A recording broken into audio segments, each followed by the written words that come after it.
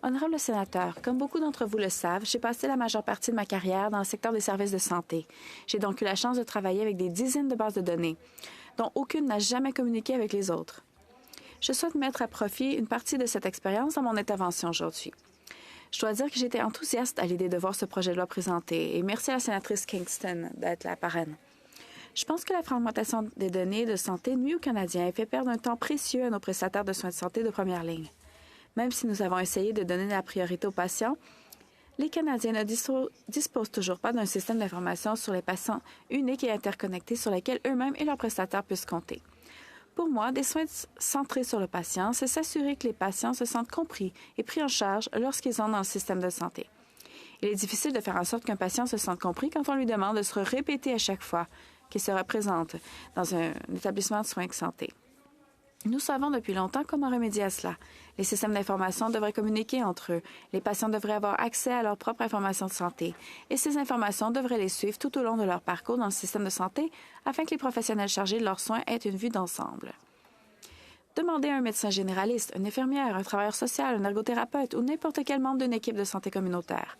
Et vous parleront des problèmes qui surviennent lorsque les informations relatives aux soins hospitaliers, aux soins à domicile et aux soins primaires sont cloisonnées. Permettez-moi de vous donner un aperçu de quelques problèmes courants.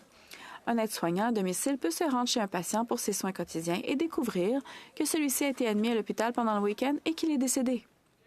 Il est alors accueilli par une famille en deuil ou parfois par personne. Le système qui a enregistré le décès n'a pas transmis cette information à la base de données utilisée par le prestataire de soins à domicile. Dans d'autres cas, les familles reçoivent des appels leur demandant des rendez-vous pour des proches qui ne sont plus en vie.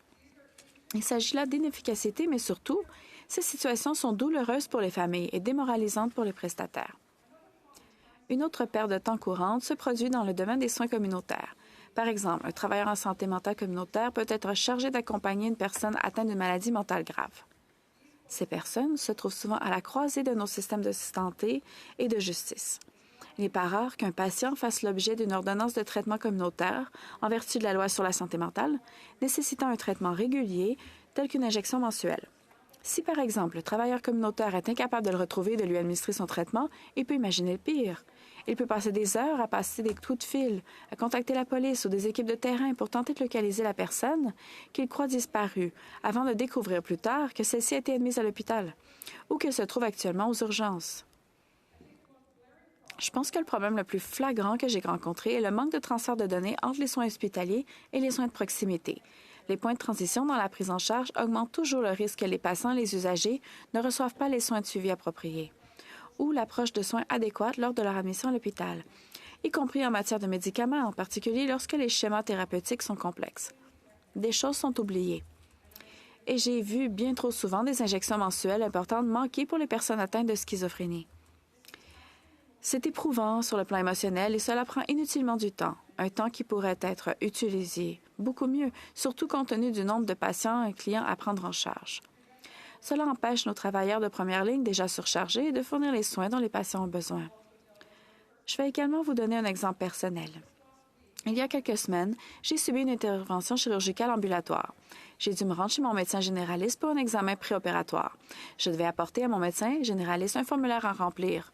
Une fois rempli, on m'a remis cette pile de papier en me demandant de ne pas oublier de faire mes analyses de sang et d'apporter ces documents à la clinique. Comme quelques semaines s'étaient écoulées, j'ai failli oublier d'emporter les papiers avec moi alors que j'étais prête à quitter la maison à 5h30 du matin et je me suis rendu compte que j'avais réservé un Uber pour l'après-midi et non pour le matin. Je suis arrivée à l'hôpital, je me suis enregistrée, on m'a posé de nombreuses questions répétitives qui figuraient clairement sur ma pile de formulaires, puis on m'a remis une autre pile à emporter dans la salle d'attente du bloc opératoire. On m'a conduite à un lit, j'ai enfilé une blouse, puis j'ai subi un examen préopératoire par une infirmière qui m'a reposé la plupart des questions. À ce moment-ci, elle a pris tous les papiers. Le moment venu, je me suis rendue dans la salle d'attente de chirurgie. L'anesthésiste m'a posé un certain nombre de questions, dont certaines étaient répétitives, puis j'ai attendu environ 30 minutes de plus. Une infirmière est revenue m'informer qu'ils essayaient de retrouver mon dossier, la grosse pile de papier. Il s'est avéré qu'il se trouvait dans le casier voisin de celui prévu. Bref, tout s'est donc bien passé. J'ai subi mon intervention, mais vous voyez bien combien de temps a été perdu ici et comment un dossier médical interopérable permettrait de gagner un temps considérable et d'offrir davantage de soins à davantage de personnes. En tant que leader certifié Lean, ce gaspillage flagrant me donne presque une crise cardiaque.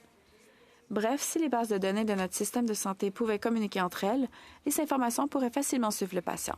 Les prestataires de soins communautaires sauraient quand leur patient a été admis à l'hôpital. Les équipes de soins à domicile sauraient quand un patient est décédé. Les médecins généralistes pourraient savoir quand de nouveaux problèmes ont été détectés à l'hôpital avant même que le patient ne franchisse le seuil de leur cabinet. Des systèmes interopérables permettraient aux prestataires de recevoir des notifications dès qu'un changement survient dans la situation d'un patient et de s'y préparer à l'avance, plutôt que d'essayer de rassembler des informations a posteriori. La technologie nécessaire existe déjà. Ce qui nous a freinés, ce sont des systèmes fragmentés, des obstacles réglementaires et des modèles technologiques dans lesquels les différentes plateformes ne peuvent tout simplement pas communiquer entre elles.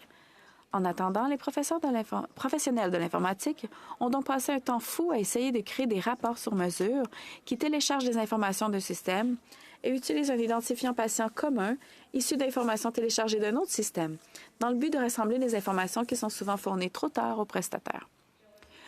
S5 vise à résoudre ce problème en établissant des normes internationales communes permettant aux systèmes de santé numérique d'échanger des informations en toute sécurité. Comme l'a souligné le gouvernement du Canada lors de sa présentation du projet de loi, environ seulement 29 des prestataires partagent actuellement les informations des patients par voie électronique en dehors de leur propre cabinet, ce qui oblige trop souvent les patients à transporter des dossiers papier d'un cabinet à l'autre dans un système qui devrait déjà être numérique. On utilise un système de fax non sécuritaire. Je ne peux pas vous dire à quel point je reçois des demandes de médecins pour un patient qui, en fait, n'était même pas pour moi. Il existe de nombreuses données à ce sujet des échanges et on a révélé que lorsque les systèmes ne peuvent pas partager efficacement les dossiers, les tests diagnostiques en double sont effectués chez environ un tiers des patients transférés. Et bon nombre de ces tests sont médicalement inutiles. Cette duplication se traduit à la fois par une perte de temps pour les cliniciens et par une charge supplémentaire pour les patients. Les organisations du secteur de la santé ont également souligné l'importance de ce changement. Comme l'a déclaré la Dr Margot Brunel, présidente de l'Association médicale canadienne, lorsque les renseignements médico-personnels peuvent circuler en toute sécurité entre les cliniques, les hôpitaux et les laboratoires, les patients obtiennent de meilleurs résultats et les médecins ont plus de temps consacré aux soins. À l'hôpital Saint-Paul, j'ai dirigé de vastes réseaux de prestataires confrontés quotidiennement à ce problème, ainsi que dans les hôpitaux de tout le pays. Ce deuxième point est crucial. Les professionnels de santé de première ligne passent beaucoup trop de temps à naviguer en des bases de données déconnectées. Ils consacrent des heures chaque semaine à aller chercher des informations, à répéter des évaluations et à dupliquer leur travail. De nombreux prestataires sont contraints de gérer et de saisir les mêmes données dans deux bases de données distinctes afin de respecter les exigences des systèmes de déclaration provinciaux et nationaux. C'était le cas dans certains des programmes de lutte contre la toxicomanie dont j'étais responsable, car les prestataires de soins de santé primaire avaient besoin de ces informations dans leur base de données, tandis que les services de santé mentale et de lutte contre la toxicomanie en avaient besoin dans la leur. Les soins connectés par voie électronique sont également essentiels pour les prestations de soins aux nouveaux arrivants qui rencontrent des difficultés de communication linguistique ou pour lesquels l'interprétation n'est pas disponible en temps opportun. Il est donc crucial dans ces cas de reconstituer leurs besoins. De même, l'accès à des données interconnectées dans les cas où les patients sont vulnérables en raison de leur âge, de leur sexe, de leur orientation sexuelle, leur capacité ou autres vulnérabilités peuvent également contribuer à garantir la qualité des soins prodigués. Une étude publiée dans Annals of Internal Medicine a révélé que les médecins consacrent désormais près de la moitié de leur journée de travail à consulter des dossiers électroniques et à effectuer des tâches administratives. Cette situation est exacerbée lorsque les informations sont dispersées sur plusieurs systèmes. Multiples identifiants, mots de passe, panne, mise à jour.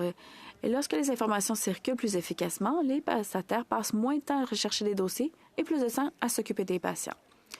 Une étude importante sur l'utilisation des systèmes d'échange d'informations de santé dans les services d'urgence a révélé que lorsque les cliniciens peuvent accéder à l'ensemble des informations sur les patients via des systèmes partagés, ils gagnent en moyenne plus de 2 heures de temps clinique et administratif par cas, tout en améliorant la qualité des décisions en matière de soins. La réduction de cette charge administrative est également importante pour le personnel de santé. Comme l'a noté Santé Canada, de nombreux médecins indiquent que la charge de travail administrative contribue directement au stress et à l'épuisement professionnel. Dans mes fonctions précédentes, j'ai entendu cela à maintes reprises de la part de tous les prestataires de soins de santé. Lorsque nous supprimons les obstacles inutiles et les doublons, nous permettons aux professionnels de la santé de se consacrer au travail pour lequel ils ont choisi cette profession. Un meilleur partage des données permet également d'offrir des soins plus bienveillants. Quiconque a travaillé dans le secteur de la santé sait à quel point les patients sont souvent amenés à répéter leur histoire. Ils peuvent expliquer leur état à leur médecin de famille, puis à nouveau à l'hôpital, puis encore lorsqu'ils consultent un spécialiste et enfin lorsqu'ils reviennent en soins de proximité. Les patients disent parfois, à juste titre, « Pourquoi ne pouvez-vous pas simplement consulter mon autre dossier? » Tout est dit. Des études montrent que lorsque les systèmes de santé partagent efficacement les informations entre les prestataires, les patients se déclarent plus satisfaits de leurs soins et ont davantage confiance dans la compréhension de leurs antécédents médicaux par leurs cliniciens. J'aime ce projet de loi pour de nombreuses raisons, mais l'un des points les plus importants, c'est qu'il permet aux patients d'évoluer dans le système sans avoir à raconter sans cesse leur histoire. Ça peut être pénible pour les gens. Ce projet de loi reconnaît également que les soins sont de plus en plus dispensés dans de nombreux contextes.